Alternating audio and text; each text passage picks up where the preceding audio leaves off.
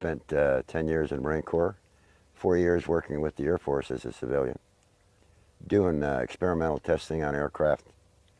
Since my Marine Corps days, I was a pilot in the service and a fighter pilot, and fought in World War II after the latter part of World War II and the Korean War conflict. After I got out of the Marine Corps, I took a job with the Air Force at Wright Patterson, doing experimental flight testing on various different modifications and tech orders that they had incorporated into aircraft, various different aircraft, F-89, back then the B-47, F-102, and those aircraft. While I was at Wright Patterson, of course, I was approached by an individual that, and I'm not going to mention his name, to determine if I wanted to work in an area on just new creative things, okay? And apparently that was the flying disc simulator. What they had done, they had selected several of us, and they reassigned me to Link Aviation, which was a simulator manufacturer. At that time, they were building what they call the C-11B and F-102 simulator, B-47 simulator, and so forth.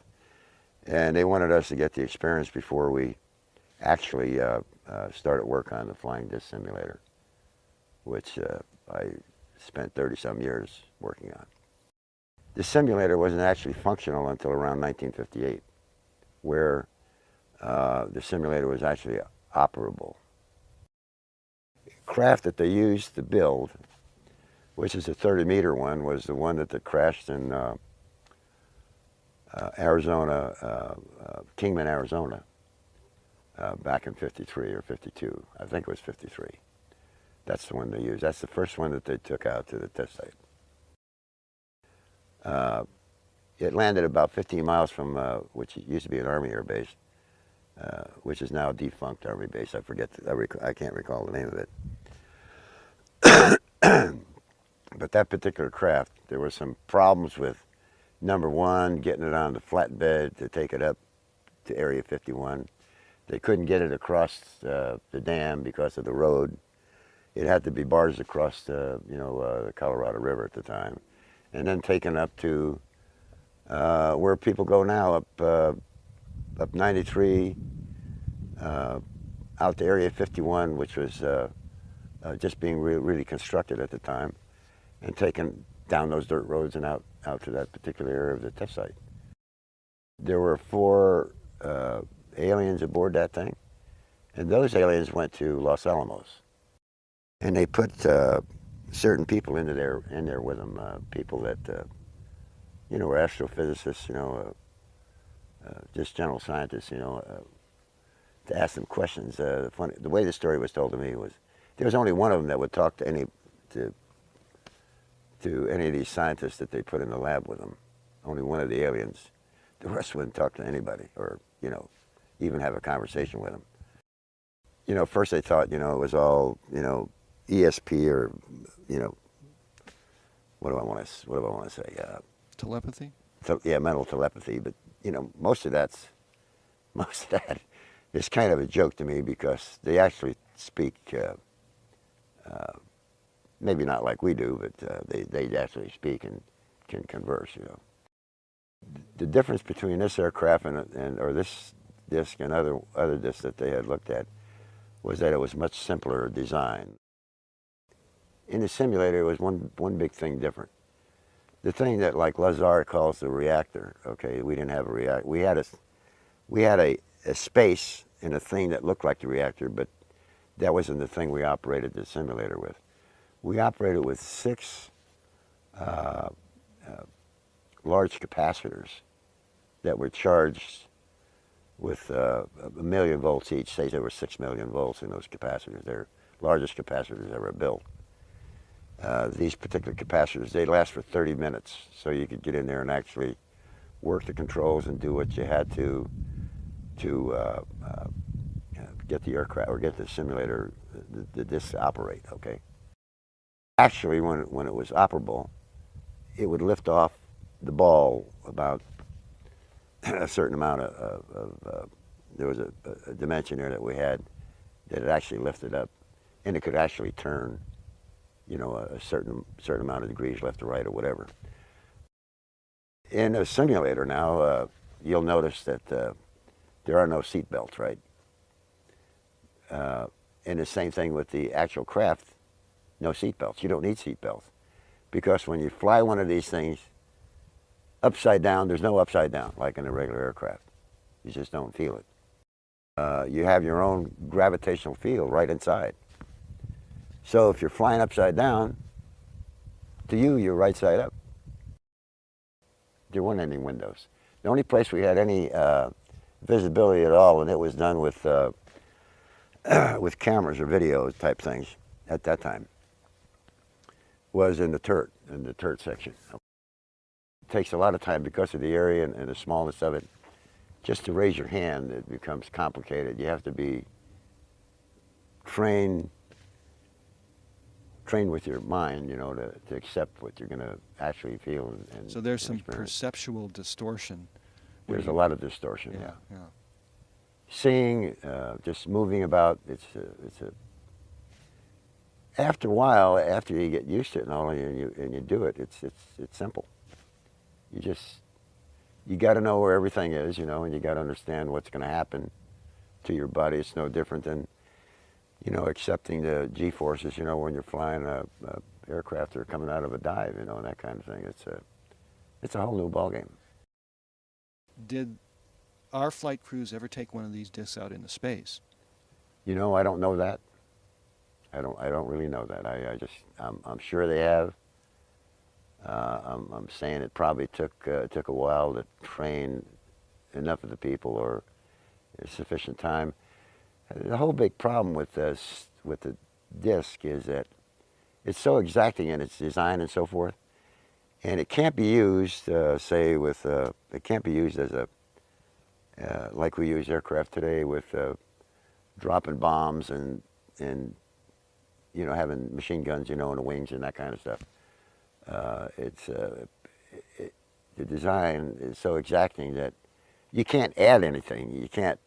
It's got to be just right. There's a big problem in the design of where things are put. Say, you know, where the center of the aircraft is and that type of thing. Even the fact that we raised it 3 feet so the taller guys could get in and stuff. The actual ship was extended back to its original configuration, but actually raised. We had a long period of introduction into meeting, you know, say an EBE, an alien. And I called him J-Rod, of course that's what they called him, but that wasn't his, you know, I don't know if that was his real name or not, but that's the name that the linguist gave him, you know.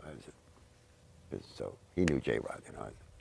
And I did draw a sketch of him when he was, before I left him in a meeting, but, and I provided it to some people, but that was my impression of what I saw. He'd sound just like, if you spoke, he'd sound like you. You know, he's like one of these, you know, a parrot, you know, but he'd try and answer your question, you know.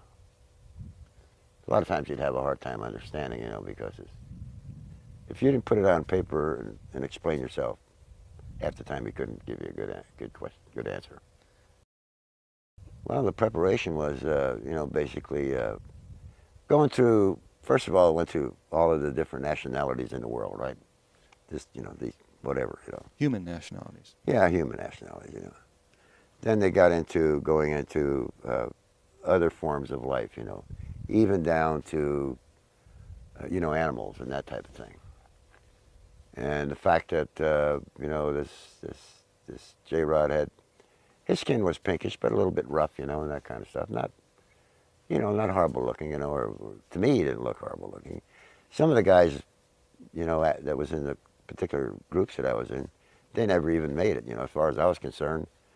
You know, when they gave you the psychological question, you know, I just answered them the way I felt, and I had no problem, you know. And that's what they wanted to know. You know, if you'd become, like, you know, hey, here's an alien, he's from here, and I don't know what, you know, one of those kind of things, you know.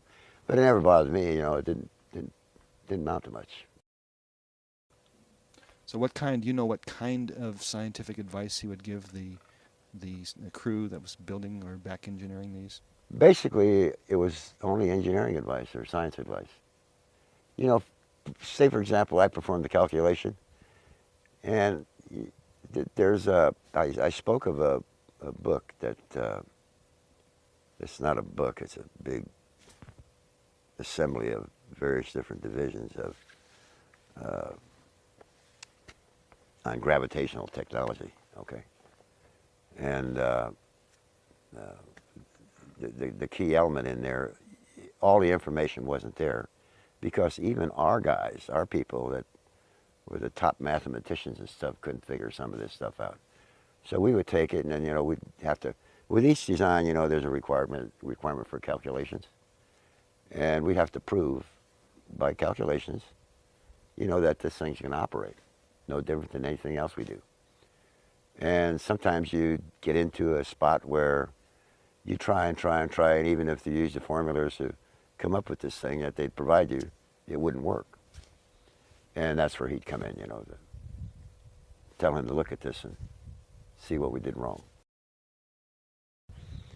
The last 40 years or so, or 60 years, maybe there's, I'd say 40 years anyway, not counting the simulators, I'm talking about actual craft, there's probably maybe 2 or 3 dozen various different sizes. That we've built? Or that we have that we built. Okay. I don't know much about the ones that, you know, that they brought here. I know about that one out of Kingman, but that's about it. And I know the company that hauled it out of there and who's out here now. A couple different versions that they used. One was a chemical version, one was a solid version. And I don't even know the chemistry of the chemical version. But there's one that operates with under chemicals, with certain chemicals. Actually, what they've done with, I think, with these triangles that people have seen is they've got like 2 or 3 of, say, a 30-meter crafts that are in the center of it. And the outside perimeter, you know, you could put anything you want as long as these particular ones meet the design criteria. They'll operate. Then it's more or less all that other stuff on the outside is tag along. Mm-hmm. But I'm sure if they put a large weapon up there and fired it, it would probably, you know, not work. Or they'd kill themselves. There are certain reasons for the secrecy. I could understand that, no different than, you know, the first atomic bomb that they built. But, you know, they're getting so far ahead now with aircraft design, and people have come up and they're visualizing and seeing some of the design aspects that are put in some of the aircraft today. And eventually, I'm saying, like I told you gentlemen earlier, that 2003, most of this stuff will be out in everybody's plate to look at.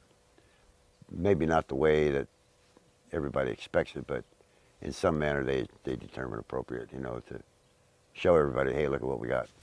So you think this is the year 2000 that we're doing this interview, so you think within 3 years that the public will be told something? I said this years ago, 2003. The reason why I said that, the document I signed ends in 2003.